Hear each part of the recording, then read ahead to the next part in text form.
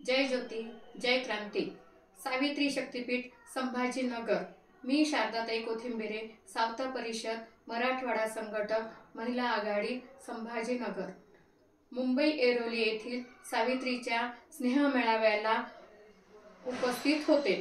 खरं तर सावित्री शक्तीपीठ राज्य पातळीवरील कार्यक्रमास उपस्थित राहण्याचा प्रथमच योग आला, तोही डॉक्टर सुनीताताई शिंदे, राष्ट्रीय अध्यक्ष यांच्या निमंत्रणावरून होय।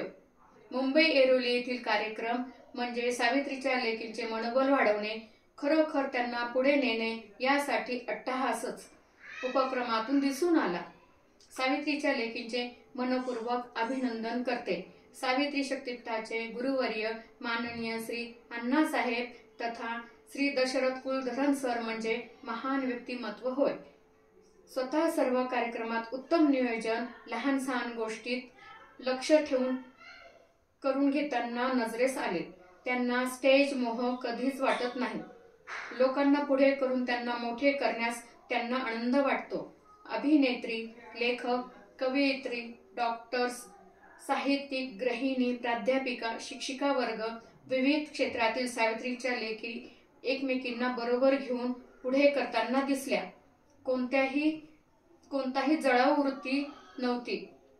तू पुढे गेली पाहिजे, फुले दाम्पत्य विचार दिले पाहिजे असा ध्यास घेतलेल्या सावित्रीच्या लेकी दिसून आल्या। आपण खरोखर फुले दाम्पत्य विचार देण्याचे कार्य करावे अशीच भूमिका सावित्रीच्या लेकींमध्ये माननीय गुरुवर्य अण्णासाहेब यांनी उत्तम रुजविली।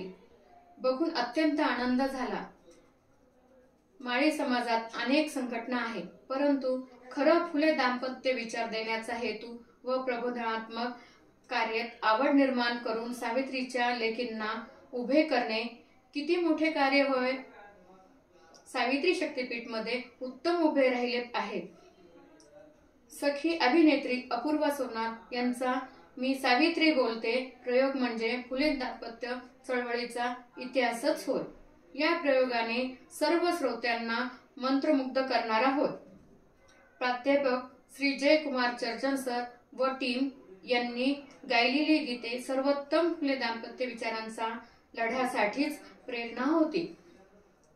आज माळी समाजात सावित्रीच्या लेकींनी केलेली उत्तम तयारी भविष्यात माळी समाज संघटनेची उत्तम तयारी असेल असे मला वाटते।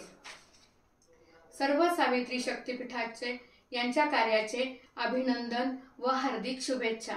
जय ज्योती, जय क्रांती, जय सावता।